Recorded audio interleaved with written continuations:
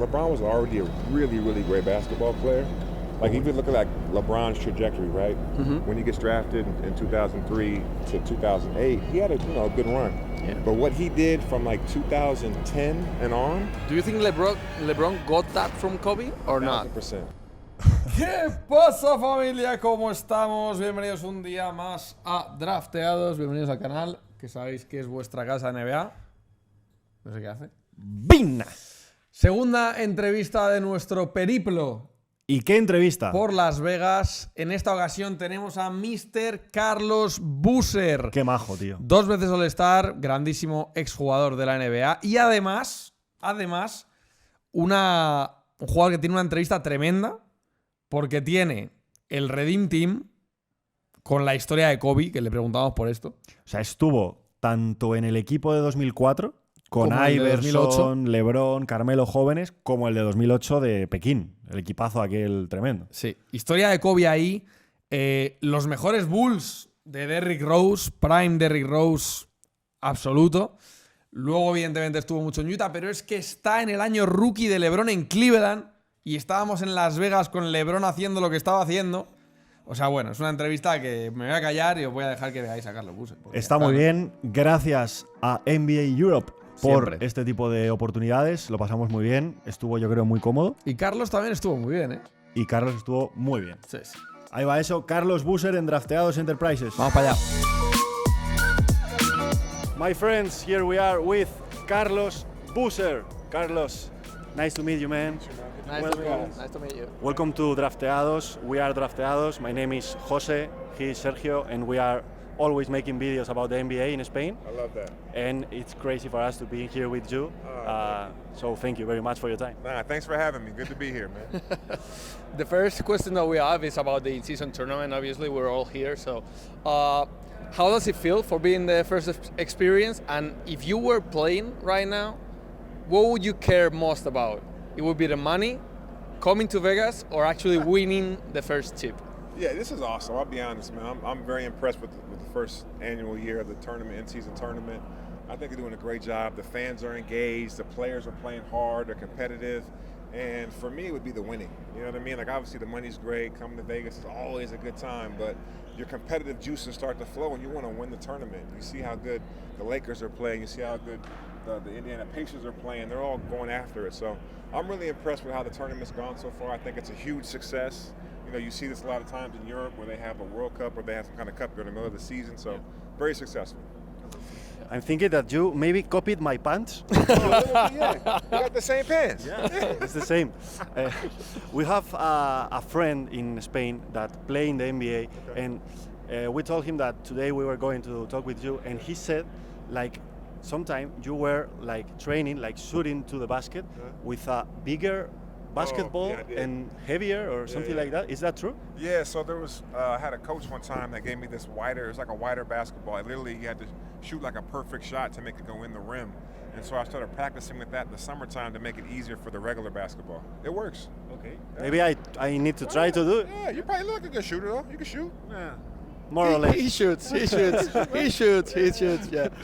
Yeah. We were watching LeBron last night, man. It's absolutely nuts. It's crazy. It's crazy. You were there in Cleveland for his first NBA season. Yeah.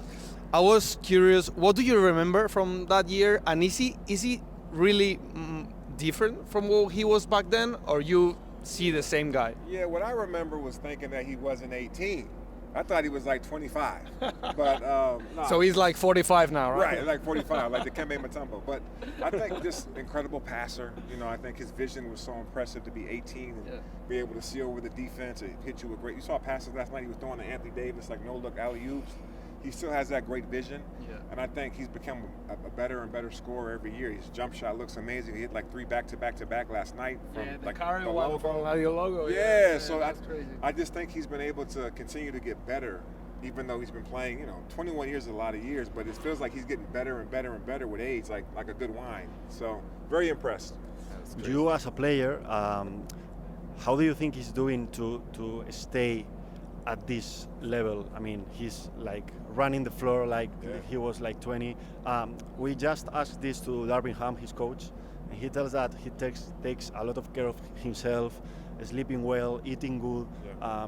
Did you see that from the beginning of his career, or do you think it has developed? Man, I think LeBron may be maybe the best athlete or one of the top athletes we've ever had on the planet. You know, he eats right, he works out. I mean, he's 38, 39 years old, still running with 20-year-olds and dominating the game. And fast, running fast. And Yeah. he's physical and he's strong and he's still one of the best players that we have in the game, and he's been in the league for 21 years. It's very impressive. So I think he definitely takes time on his body. He takes care of like how he eats, how he sleeps, like you said. I think he works out strategically, so he's always in the right shape, doesn't have any wasted movements, and he loves the game. You can tell he loves basketball. Yeah, he just loves does. being out there. So he's been a great ambassador for the NBA. We watched the Redeem Team documentary, Yeah. and you tell a great Kobe Bryant story. Great Kobe Bryant story here in Vegas too. Here in Vegas too. So can you take us a little bit through that story and what went through your mind when you actually saw Kobe down there in the hall of the hotel? Yeah, so with USA Basketball, we do our training camps here in Las Vegas, right? So we come down here, we stay at the Wynn Hotel. Steve Wynn's a great friend of the USA Basketball program, so we come stay here. We're in Vegas. We've been here for a couple days. We had some hard practices. We want to go out, you know. Yeah, you it's do. Las Vegas, so we, you know, We feel the same way. yeah, you want to go out and have a good time. So we go out. There's 12 Olympians, 11 of us go out. So we go out, we get back at like 4:30, 5 in the morning. And we get to the lobby of the Wynn, and here comes Kobe coming through with his security. And we're like, Kobe, I'm like, where are you going? It's 5 in the morning. He's like, man, I got goals. Like, I'm going to the weight room, I got goals. And so we get on the elevator, and I'm looking around, and I'm looking at the rest of my guys, and I'm like, man, I got goals. You got goals? Like, you start like to reflect on like, what you want to do, right? So then we go upstairs, obviously, and then Kobe was literally working out, lifting weights 5, 6 in the morning, have breakfast, come meet us at practice for 3 hours, and then come back again at night and get shots up. So by the end of the second, third day of the week, we were all doing the same thing. We'd get up at 6 o'clock, lift weights, go have breakfast, go to practice for 3 hours, and come back at night. And if you think about what he accomplished that year, right? So he wins a gold medal that summer. Yeah, in he does, 08. yeah. He comes back and wins, I think, the All-Star Game MVP, wins the NBA Championship, championship, yeah. and then the Finals MVP, and he was first team everything. all defense. All in that 1 year. So like That's it just insane. it let us all know Goals, that right? Yeah, Goals. we got goals. Yeah, So you got he had goals. and Yeah. he was putting his effort towards what he wanted to accomplish. So that was like a message to all of us that we can go harder, we can do more than you expected to do. And then when you see that, I guess that you start to do the same It thing was or not. So inspiring, yeah. He inspired every one of us just on that one moment where he was like, I got goals. Like I'd rather go work on my game or go work on my body or do something that's going to help me achieve my goals than go out at night. And that's when I was like, his level of commitment was something I never saw before.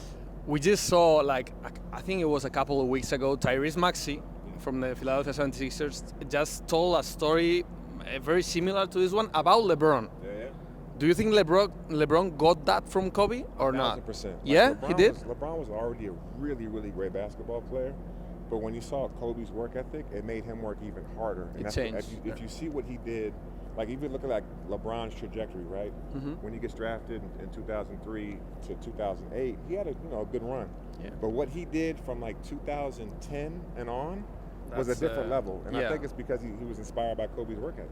That's great. Amazing, Yeah. amazing. Great. We have Tyrese Halliburton, who just was All-Star last year. We have a 2-time All-Star here, and we wanted 4-time All-Star here, right here.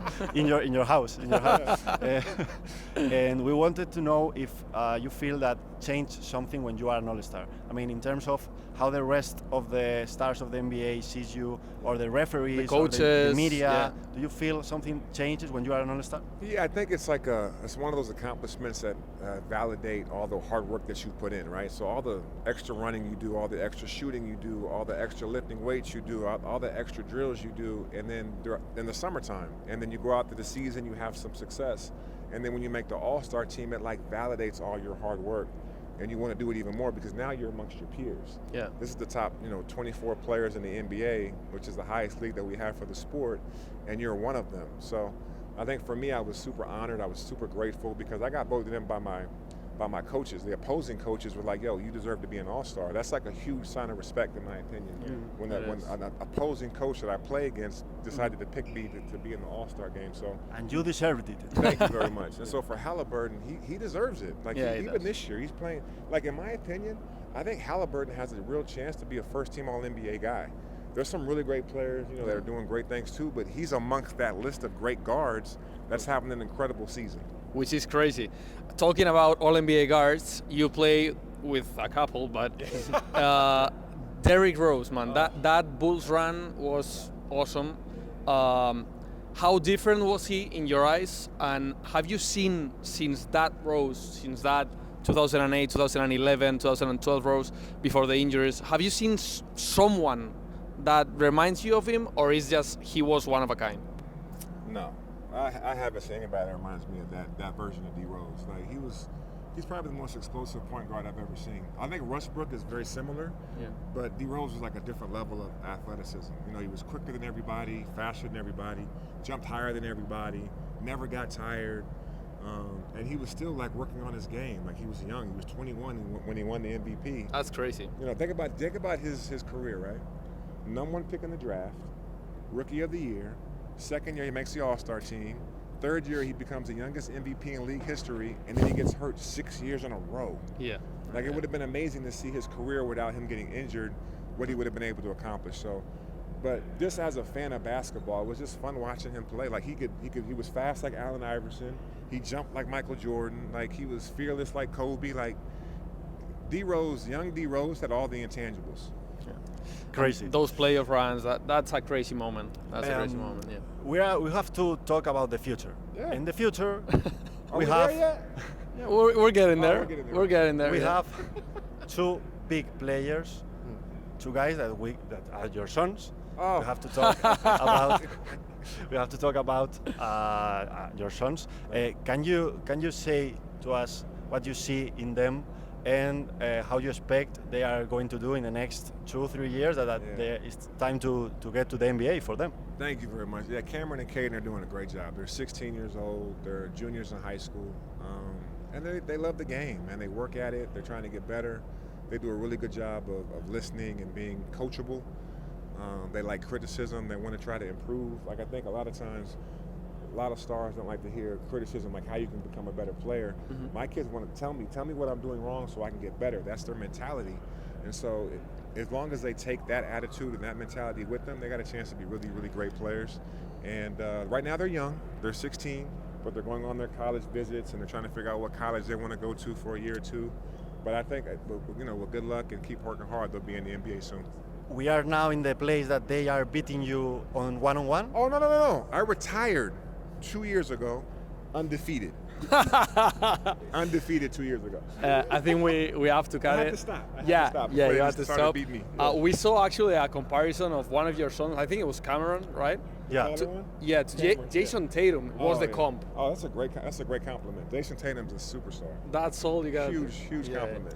Well, We thanks, have, man. Thanks for having me, man. Thanks. We have a question. Yeah, we have go ahead. a question for NBA Europe. Yeah. Ah, okay. It's very simple. If you can take the best 5 European players in history from Spain, so Okay. we are interested in your opinion. 5 best players I would say European. Positionless or with position? I would say Positionless. Pau Gasol. I would say Dirk Nowitzki. I would say, is it Petrovic? Yeah. He was before my time, but Yeah. I remember hearing about Petrovic. I would say probably Sabonis. Younger, you know, Arvydas Sabonis. Younger Arvydas Sabonis. Is that 4? Yeah, that's 4. If I had to go another European guy. You can go Luka.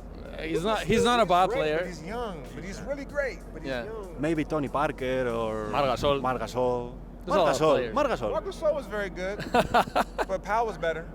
Yeah. Powell was better. Tony Parker. Tony Parker is a Okay. great one. And let's end this with dancing some flamenco. Oh, flamenco. No, it's okay. Thanks for having me. Thank you guys. very much. Thank you so much. Appreciate it. Thank you. Carlos Bucer, familia, ahí está.